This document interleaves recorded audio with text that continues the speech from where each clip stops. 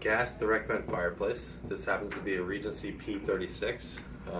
We sell quite a few of these annually.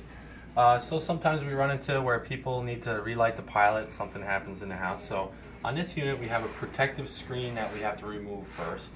And how we do that is basically on the bottom, we just pull out and it kind of swings out. There's a magnetic catch here, so you just give a little tug on that.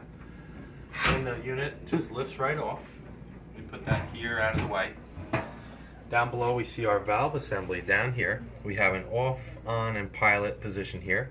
Here I just put it in the pilot position. Basically we have a little indicator here to show us what position we're in. And just so we know we're in the right position, it's the only position that's really going to push in and out like that. As I push that in, you're going to hear some clicking because this unit has an electronic ignition, which is down here, that has one AA battery in there. So it doesn't have to be changed often, but sometimes if you're doing annual service, it doesn't hurt to change that battery out.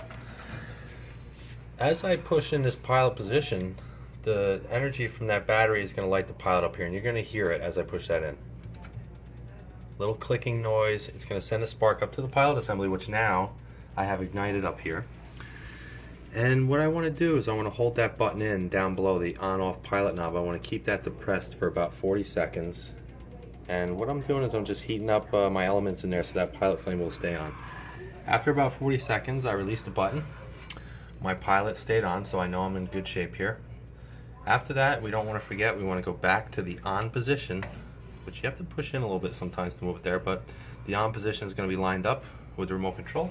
Then we're all ready to activate our switch, and we are operational, back in business. Good luck.